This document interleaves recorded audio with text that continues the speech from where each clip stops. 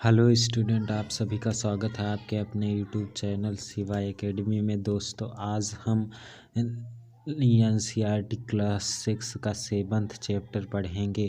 इस चैप्टर नए प्रश्न नए विचार। दोस्तों, इस चैप्टर में हम बहुत कुछ इम्पोर्टेंट पढ़ेंगे, इसलिए इस चैप्टर को आप ध्यान से देखना।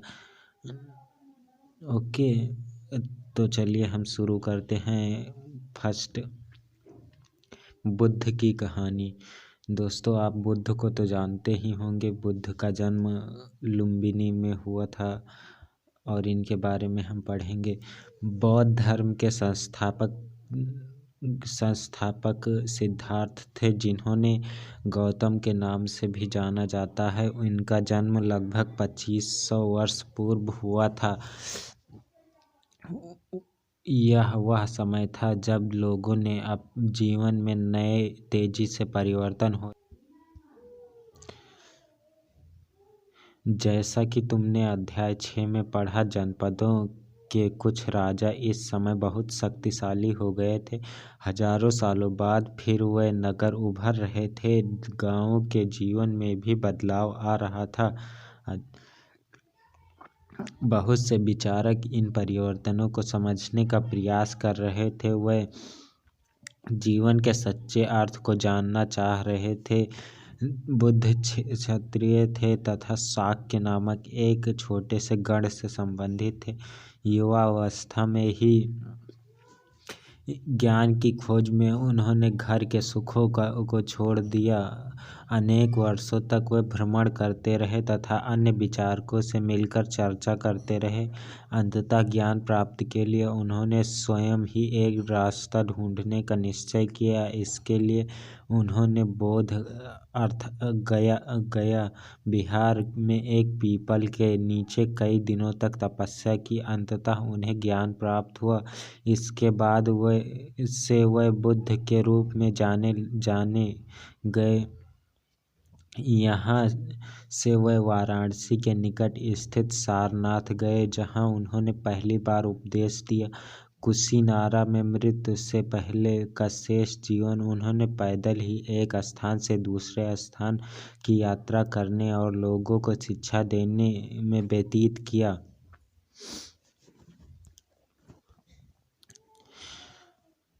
बुद्ध ने शिक्षा दी कि यह जीवन कष्टों से और दुखों से भरा हुआ है और ऐसा हमारी इच्छा और लालसाओं, जो कभी पूरी नहीं हो सकती, के कारण होता है। कभी कभी हम जो चाहते हैं वह प्राप्त कर लेने के बाद भी संतुष्ट नहीं होते एवं और अधिक वस्तुओं को पाने की इच्छा करने लगते हैं। बौद्ध के इस लिप्सा के तहत तृष्णा कहा गया।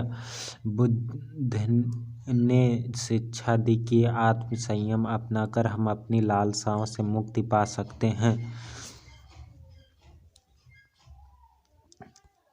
उन्होंने लोगों को दयालु होने तथा मनुष्यों के साथ साथ जानवरों के जीवन का भी आदर करने की शिक्षा दी। वे मानते थे कि हमारे कर्मों के परिणाम, चाहे वह अच्छे हों या बुरे, हमारे वर्तमान जीवन के साथ साथ बाद के जीवन को भी प्रभावित करते हैं। बुद्ध ने अपनी शिक्षा सामान्य लोगों की प्राकृत भाषा में दी। इससे सामान्य लोग भी उसके उपदेश को समझ सके। ये सारनाथ का सपूत है। ओके, इस इमारत को सपूत के नाम से जाना जाता है। यहीं पर बुद्ध ने अपना सर्वप्रथम उपदेश दिया था। इसी घटना की स्मृति में यहाँ सपूत का निर्माण किया जाता है। अध्याय 12 में तुम इन सपूतों के बारे में और अधिक पढ़ोगे। ओके, ये सपूत है, ये देखिए ये। ओके, चलिए हम आगे पढ़ते हैं। बुद्ध ने कुछ कहा कि लोग किसी शिक्षा को केवल इसलिए नहीं स्वीकार करें कि वह उनका उपदेश है, बल्कि वह उसे अपने विवेक से मापें। आओ देखें उन्होंने ऐसा किस प्रकार किया। ये किस्सा गौतमी की कहानी ये इम्पोर्टेंट नहीं है, इसलिए हम इसे नहीं पढ़ेंगे। आप चाहें तो वीडियो पॉज करके पढ़ भी सकते हैं। ओके। उपनिषद उपनिषद हम पढ़ेंगे। जिस समय बुद्ध उपदेश दे रहे थे उसी समय या उससे भी थोड़ा पहले एक दूसरे अन्य चिंतक भी कठिन प्रश्नों का उत्तर ढूंढने का प्रयास कर रहे थे। उसमें से कुछ मृत्यु के बाद के जीवन के बारे में जानना चाहते थे, जबकि अन्य यज्ञों की उपयोगिता के बारे में जानने को उत्सुक थे। उनमें से अधिकांश चिंतकों का यह मानना था कि इस विश्व में कुछ तो ऐसा है जो अस्थायी है और जो मृत्यु के बाद भी बचा रहता है। उन्होंने इसका वर्णन आत्मा तथा ब्रह्म अथवा सार्वभौम आत्मा के रूप में किया है। वे मानते थे कि अंततः आत्मा तथा ब्रह्म एक ही है।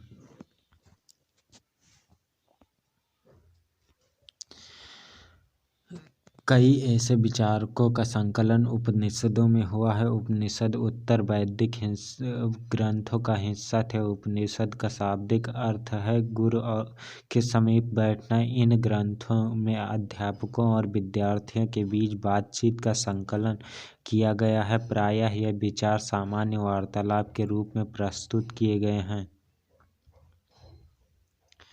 बुद्धिमान भिखारी ये उतना इम्पोर्टेंट नहीं है, इसलिए हम इसे नहीं पढ़ेंगे। जो इम्पोर्टेंट है सिर्फ हम उन्हीं को पढ़ेंगे। ओके। इन चर्चाओं में भाग लेने वाले अधिकांश पुरुष ब्राह्मण तथा राजा होते थे। कभी कभी गार्गी जैसी स्त्री विचारकों का भी उल्लेख मिलता है। विद्वता के लिए प्रसिद्ध गार्गी राजदरबारों में होने वाले वाद विवाद में भाग लिया करती थी। निर्धन व्यक्ति इस तरह के वाद विवाद में बहुत कम ही हिस्सा लेते थे। इस तरह का एक प्रसिद्ध अपवाद सत्यकाम जमाल का है। सत्यकाम जमाल का नाम उसकी दासी माँ के नाम पर पड़ा। सत्यकाम के मन में सत्य जानने की तीव्र इच्छा उत्पन्न हुई। गौतम नामक एक ब्राह्मण ने उन्हें अपने विद्यार्थी के रूप में स्वीकार किया तथा वह अपने समय के सर्वाधिक प्रसिद्ध विचारकों में से एक बन गए। उपनिषदों में से कई विचारों का विकास बाद में प्रसिद्ध विचारक शंकराचार्य के द्वारा किया गया, जिसके बारे में तुम अध्याय 7 में पढ़ोगे। ओके। अध्याय 7 में इनके बारे में प्रसिद्ध विचारक सत्यकाम जमाल के बारे में आप पढ़ोगे। ये उतना इम्पोर्टेंट नहीं है। जैन धर्म, इसे हम पढ़ेंगे। ओके। जैन धर्म इसी के अर्थात लगभग 2500 वर्ष पूर्व जैन धर्म के 24वें तथा अंतिम तीर्थकर वर्धमान महावीर ने भी अपने विचार का प्रसार किया। यह वज्र संघ के लक्षवी कुल के एक क्षत्रिय राजकुमार थे। इस संघ के विषय में तुमने अध्याय 6 में पढ़ा था। 30 वर्ष की आयु में उन्होंने घर छोड़ दिया और जंगल में रहने वाले 12 वर्ष तक उन्होंने कठिन व एकांकी जीवन व्यतीत किया। इसके बाद उन्हें ज्ञान प्राप्त हुआ। उनकी शिक्षा सरल थी। सत्य जानने की इच्छा रखने वाले प्रत्येक स्त्री व पुरुष को अपना घर छोड़ देना चाहिए। उन्होंने अहिंसा के नियमों का कड़ाई से पालन करना चाहिए, अर्थात किसी भी जीव को ना तो नष्ट करना चाहिए और ना ही उनकी हत्या करनी चाहिए। महावीर का कहना है, सभी जीव जीना चाहते हैं, सभी के लिए जीवन प्रिय होता है। महावीर ने अपनी शिक्षा प्राकृत में दी है। यही कारण है कि साधारण जन भी उनके तथा उनके अनुयायियों की शिक्षा को समझ सके। देश के अलग अलग हिस्सों में प्राकृत के अलग अलग रूप प्रचलित हैं। प्रचलन क्षेत्र के आधार पर ही अलग अलग नाम थे। जैसे मगध में बोली जाने वाली प्राकृत मगधी कहलाती है। जैसे जैन नाम से जाने गए महावीर के अनुयायियों को भोजन के लिए भिक्षा मांगकर सादा जीवन बिताना होता था। उन्हें पूरी तरह से ईमानदार होना पड़ता था तथा चोरी न करने की उन्हें सख्त हिदायत थी। उन्हें ब्रह्मचर्य का पालन करना पड़ता था। पुरुषों को वस्त्रों सहित सब कुछ त्याग देना पड़ता था। अधिकांश व्यक्तियों को ऐसे कड़े नियमों का पालन करना बहुत कठिन था। फिर भी हजारों व्यक्तियों ने इस नई जीवन शैली को जानने और सीखने के लिए अपने घरों को छोड़ दिया। कई अपने घरों पर ही रहे और भिखारी बने और लोगों को भोजन प्रदान कर उनकी सहायता करते रहे। मुख्यतः व्यापारियों ने जैन धर्म का समर्थन किया। किसानों के लिए इन नियमों का पालन अत्यंत कठिन था, क्योंकि फसल की रक्षा के लिए उन्हें कीड़े मकोड़ों को मारना पड़ता था। बाद की सदियों में जैन धर्म उत्तर भारत के कई हिस्सों के साथ साथ गुजरात, तमिलनाडु और कर्नाटक में भी फैल गया। महावीर तथा उनके अनुयायियों की शिक्षाएं कई शताब्दियों तक मौखिक रूप में ही रहीं। वर्तमान रूप में उपलब्ध जैन धर्म की शिक्षाएं लगभग 1500 वर्ष पूर्व गुजरात के वल्लभी नामक स्थान पर लिखी गई थी। यह जैन धर्म का कोई अर्थ दिया हुआ है, इसको पढ़ लेते हैं। जैन शब्द जिन से निकला है, जिसका अर्थ होता है विजेता। महावीर के लिए जिन शब्द का प्रयोग क्यों हुआ है? क्योंकि उन्होंने 12 वर्ष तक कठिन तपस्या के बाद उन्हें ज्ञान प्राप्त हुआ और वे विजेता बन गए थे, इसलिए उनको जिन्न के नाम से प्रसिद्ध है। संघ। महावीर तथा गौतम बुद्ध दोनों का ही मानना था कि घर का त्याग करने पर ही सच्चे ज्ञान की प्राप्ति हो सकती है। ऐसे लोगों के लिए उन्होंने संघ नामक संगठन बनाया, जहाँ घर का त्याग करने वाले लोग एक साथ रह सके। संघ में रहने वाले बौद्ध भिक्षुओं के लिए नए नियम विनय पिटक नामक ग्रंथ से मिलते हैं। विनय पिटक से हमें पता चलता है कि संघ में पुरुषों और स्त्रियों के रहने की अलग अलग व्यवस्था थी। सभी व्यक्ति संघ में प्रवेश ले सकते थे। हालांकि संघ में प्रवेश के लिए बच्चों को अपने माता पिता से, दासों को अपने स्वामी से, राजा को यहाँ काम करने वाले लोगों को राजा से तथा कर्जदारों को अपने देनदारों से अनुमति लेनी पड़ती थी। एक स्त्री को उसके लिए अपने पति से अनुमति लेनी पड़ती थी। संघ में प्रवेश लेने वाले स्त्री पुरुष बहुत सादा जीवन जीते थे। वे अपना अधिकांश समय ध्यान करने में बिताते थे और दिन में एक निश्चित समय में वे शहर तथा गांव में जाकर भिक्षा मांगते थे। यही कारण है कि उन्हें भिक्षु या भिक्षुणी, साधु, भिखारी के लिए प्राकृत शब्द कहा गया है। वे आम लोगों को शिक्षा देते थे और साथ ही एक दूसरे की सहायता भी करते थे। किसी तरह के आपसी लड़ाई का निपटारा करने के लिए वे प्रायः बैठकें भी किया करते थे। संघ में प्रवेश लेने वालों में ब्राह्मण, क्षत्रिय, व्यापारी, मजदूर, नाई, गणिकाए तथा दास शामिल थे। इनमें से कई लोगों ने बुद्ध की शिक्षाओं के विषय में लिखा तथा कुछ लोगों के संघ में अपना सादा जीवन के विषय में सुंदर कविताओं की रचना की। पहाड़ी को काटकर बनाई गई एक गुफा। यह कार्ले, वर्तमान महाराष्ट्र स्थित एक गुफा है। भिखारी का शरण स्थल में रहकर ध्यान, ये एक वो है गुफा है। इसमें भिक्षु और भिखारी रहकर इसमें तपस्या किया करते थे। बिहार मतलब होता है घूमना। ओके। जैन तथा बौद्ध भिक्षु पूरे साल एक स्थान से दूसरे स्थान घूमते हुए उपदेश दिया करते थे। केवल वर्षा ऋतु में जब यात्रा करना कठिन हो जाता था तो वे एक स्थान पर ही निवास करते थे।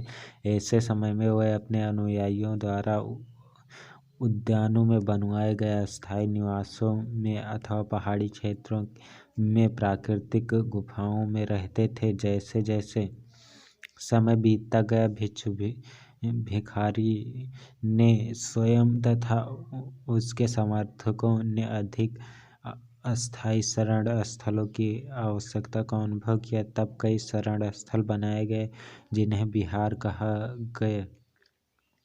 आरंभिक विहार लकड़ी के बनाए गए तथा बाद में उनके निर्माण में ईंटों का प्रयोग होने लगा। पश्चिमी भारत में विशेषकर कुछ विहार पहाड़ियों को खोदकर बनाए गए।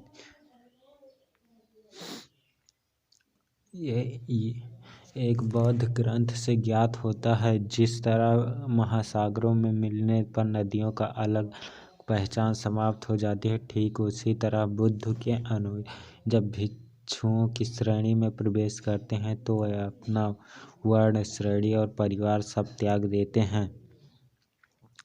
प्रायः किसी धनी व्यापारी तथा राजा अथवा भूस्वामी द्वारा दान में दी गई भूमि पर विहार का निर्माण होता था।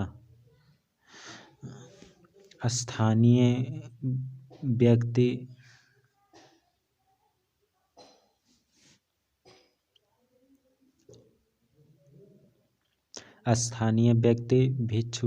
भिक्षुड़ियों के लिए भोजन, वस्त्र, दवाइयाँ लेकर आते थे, जिसके बदले में भिक्षु और भिखारी लोगों को शिक्षा देते थे। आगे आगे आने वाली शताब्दियों में बौद्ध धर्म के उपमहाद्वीप के विभिन्न हिस्सों के साथ साथ बाहरी क्षेत्रों में भी फैला गया। अध्याय 10 में तुम इसके बारे में अधिक पढ़ोगे।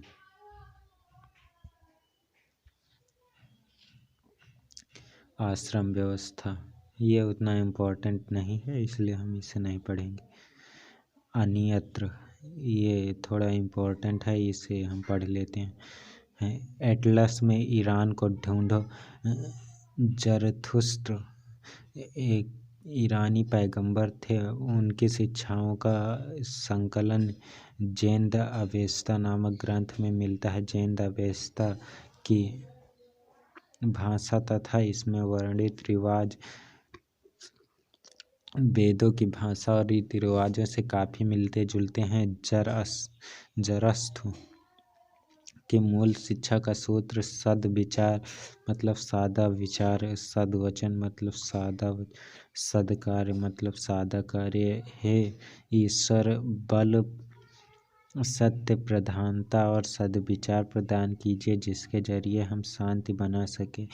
1000 से अधिक वर्षों तक ज़रअस्त्रवाद ईरान का एक प्रमुख धर्म रहा। बाद में कुछ ज़रअस्त्रवादी ईरान में आकर गुजरात और महाराष्ट्र के तटीय नगरों में बस गए। वे लोग आज भी पारसियों के पूर्वज हैं। यहाँ पर कुछ उपयोगी शब्द दिए हुए हैं, जैसे तैहा मतलब तृष्णा, प्राकृत, आत्मा, ब्रह्म, उपनिषद, जैन, अहिंसा, भिक्षु, संघ, विहार, आश्रम। ये सब इम्पोर्टेंट शब्द है, इसे आप नोट कर लेना। मैं भी अपने नोटबुक में नोट कर लूँगा और आपको प्रोवाइड कर दूँगा। ओके। यहाँ पर कुछ महत्वपूर्ण तिथियाँ दी गई हैं। उपनिषदों के विचार, जैन धर्म तथा बुद्ध लगभग 2500 वर्ष पूर्व, जैन ग्रंथों का लेखन लगभग 1500 वर्ष पूर्व। ऐसे ही वीडियो के लिए आप हमारे चैनल को सब्सक्राइब कर लीजिए और साथ में जो बेल आइकन है उसे भी प्रेस कर दीजिए ताकि हमारी आने वाली वीडियो आप तक जल्द ही पहुंच सके। Okay, thank you.